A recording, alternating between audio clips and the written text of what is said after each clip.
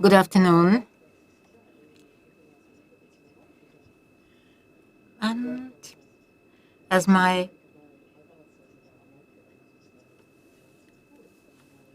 heading is the world around Salme, and despite the fact that we had some discussion on the dogs, I'm not going to speak about dogs. I have published the material both in Estonian and English and also in Danish. And I want to speak about the world around Salme, the world in Saaremaa. The map you see at present, of course, many presentations will cover the same topics and these areas, but it shows that Saaremaa in the eastern parts of the Baltic Sea was very favorable in order to control international trade routes and communication. Saaremaa at that time was a group of islands. There were more islands than nowadays. And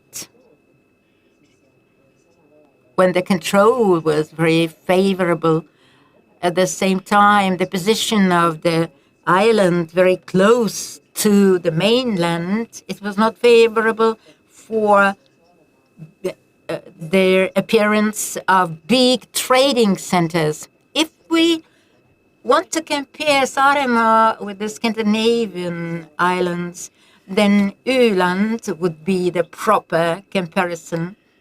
Though nowadays people compare Saaremaa with Gotland. As you see, the trading routes, Austerweger,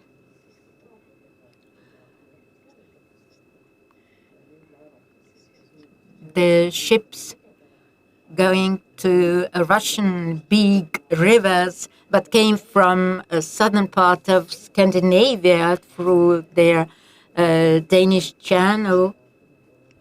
They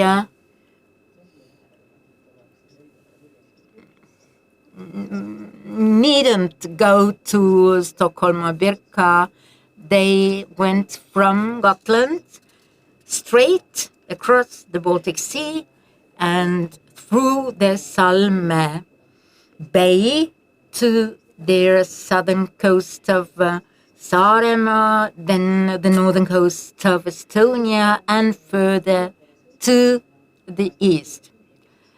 And their shipping was empowered after their sails were invented and brought to use. Now, speaking about the world around Salme, first of all, we have to mention that all the countries, or many of the countries, have some empty periods where it might seem that no finds were. But in Estonia and in Saaremaa, the time before the Viking era, since 650 AD, might seem to be their empty period, no finds, but actually it's not like that. There were graves and there was life, but maybe we haven't found these places, right things. If we take and have a look at the other items, archaeological finds of the same period, actually life was quite intensive and active. Now, if we cast a glance on the archaeological material, first of all, graves and mortuaries. We have some finds from the period before and after, and also there have been funerals with very many funeral goods used. Here you see Lepna mortuary house and the other Paju. And we are speaking about Saaremaa, not Estonia in general. In Estonia, there were many places with very rich funeral goods. And these mortuary houses, Lepna mortuary house, their picture is reconstruction. Obviously, it had a stone roof, very many bones, very many goods, very many silver items and gold-plated items were found there, and rifles also, and weapons. But they are not very well preserved parts of their weapons, different swords and spearheads. Before that period, no weapons were put into the graves. It means that at this period, the importance of weapons grew considerably. And some pictures from Lepna mortuary house. I would like to stress here that this funeral and the ones before and later, they are collective funerals, collective graves. The bones and remainings of several persons are collected and kept somewhere before the funerals were organized. In Pajusi, their bones are somehow mixed. Maybe it is because in Lepla, their building was preserved till the beginning of the medieval ages, and so far we don't know about the funeral habits and patterns. And maybe the cause were just maintained somewhere and new dead bodies were added permanently. And here you see the other mortuary house from Saaremaa, Paju. This was built from logs. And there was on top a layer of stones.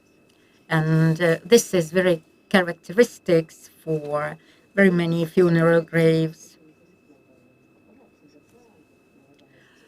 In the 7th, 8th century, we don't know very much about that. We know about some excavations in the 19th century which have produced finds dating back to the 8th century, 9th century. But in the 10th century, a new funeral pattern reached Estonia. And these were circle stone graves. Here you see some photos. They are very similar to those in Gotland, Sweden. Some of them might have been individual funerals, which was very rare. And they were used till the end of the 16th century, and then they were replaced by their stone graves without any pattern or structure. But the difference, cremation, when cremation started,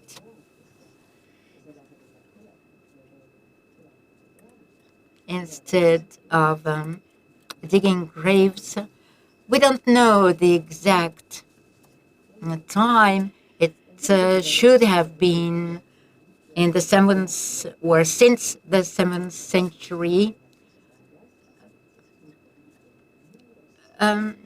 Nowadays, from time to time, people find something near big stones, some items and part of items. Obviously, they were from funeral graves. Rahu, funeral grave.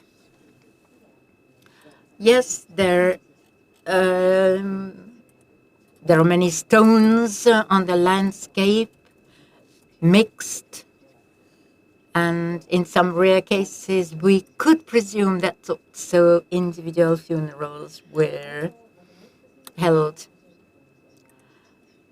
But from Salme area, we don't have any funeral places, but we have hill fronts, forts, and not only in Saaremaa, but everywhere on the Estonian coast. On the 6th, 7th century, hill forts appear along the coastline, also in Saaremaa. Mostly they were built in favorable harbour sites. In Saaremaa,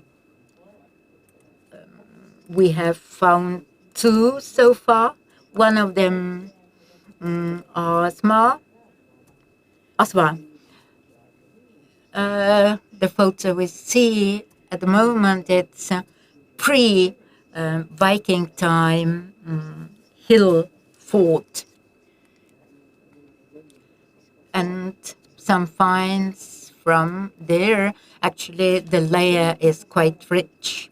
And the other, which has been excavated,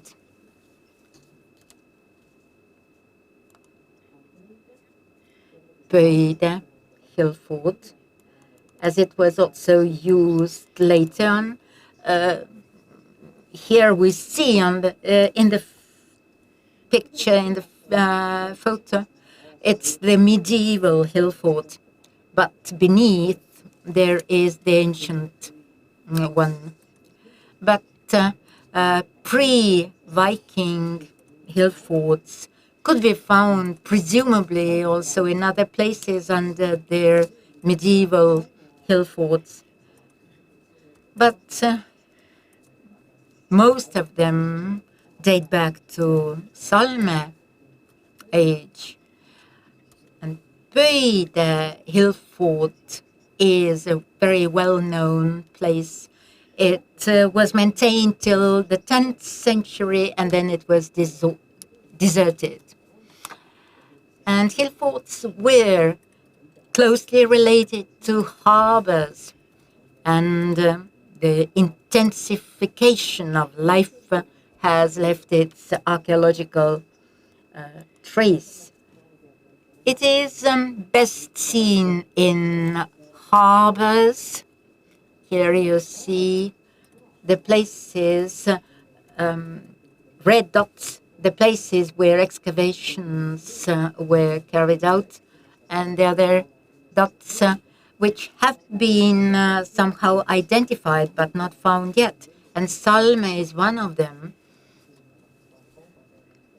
And I showed before that a big trading route crossed their Salme Strait.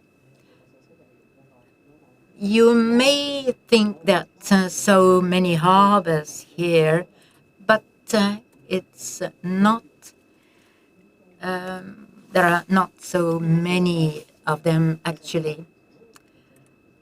And the well-studied place is a Muluto Harbor place. It is far from agricultural lands. Once it was a big sea bay, and the first natural place for a harbor entering it. And this is the Muluto Harbor place. And the finds we have found there, it is quite a big area. And we have found many international items, so to say. Not only from Scandinavia, but also from Finland and other Baltic countries, items.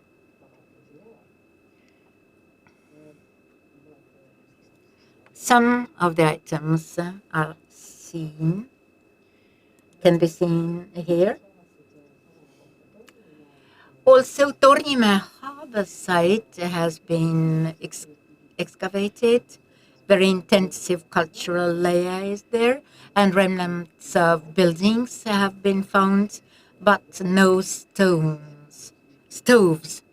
And the conclusion was made that it was a Viking era important summer harbor.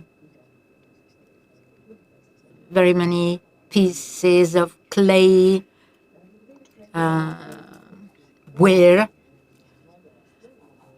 And here, Väljala harbor site findings.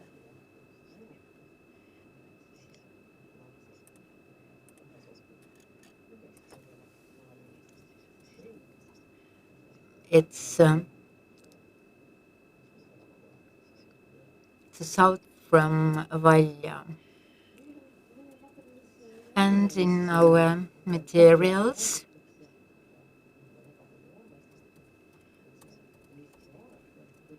next chapter is there.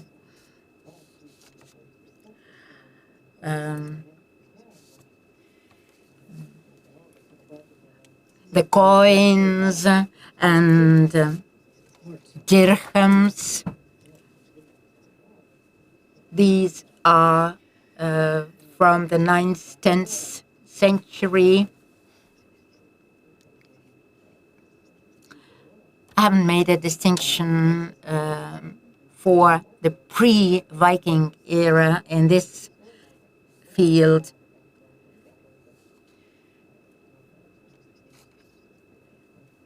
And these are the traces that Estonia was at the crossroads of international lines, trading lines. Now, settlements, we don't know about them, ancient settlements. Viking era settlements are scarce, but during the recent years, places have been found from the pre-Viking era sacrificial places, sacred places. For example, Vidumäe sacrificial place, and human bones were found there, and also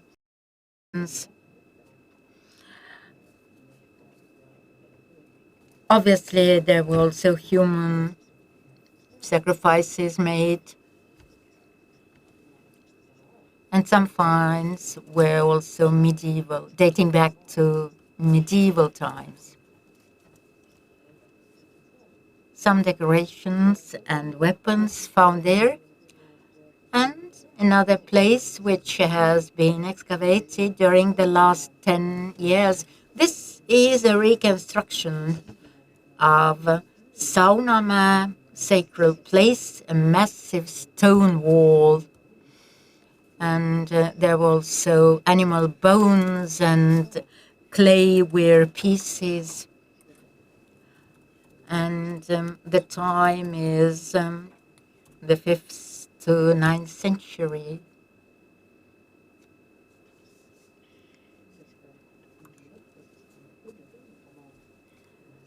Tõni ja Tuulingumäe sacred place. It's kind of platform reconstruction. Before I thought it was the pre-Iron time, but now the analysis show that it's from their pre-Viking time. Now speaking about the broader picture, during the pre-Viking era, there is a phenomenon that on the coastline, Estonian coastline, one can find a lot of pieces and things from Finland, which have been mixed with a Scandinavian influence. And here you see their Western Baltic Sea origin decorations. And we see that in the warrior culture, their common coastal line culture appears, and men have very peculiar decorations, and they differ from other parts in the Baltic Sea. Before, it was considered to be a strong Finnish influence, but now more and more pieces have been found. Metal detectorists are also active in finding them. And actually we can say that it's a common cultural sphere covering men. Scandinavian influence here has grown within years, and by the 10th century, the warrior culture in Saaremaa, in the material sense, has become absolutely identical with the one in Gotland or in Scandinavia in general. And actually, it was a kind of hybrid culture, multi-ethnical culture. Some common language was used, something similar to Pidgin or Old Scandinavian language, but their common warrior material culture would say that they stressed common ethical values, and they formed a common ideological layer. And if we, considering that time conditions, it wouldn't be right to presume that that common culture was formed on the basis of raids. But men, of course, participated in raids and also taking one's children to friends, families, and relatives.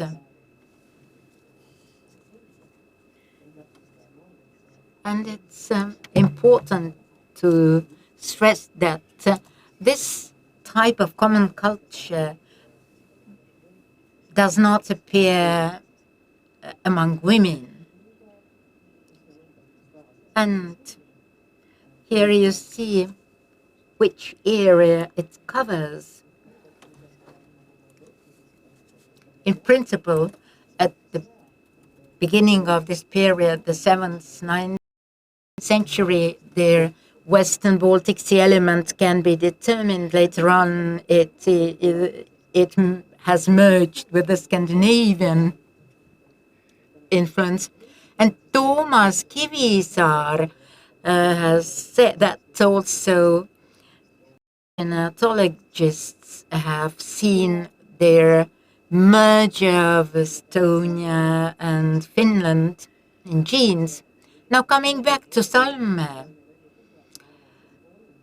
the different interpretation of Salme finds, I myself interpret it as some ancient object which gives us ideas how the common culture sphere started to develop around the 8th century. And my interpretation about Salme has been published in several languages. Thank you very much.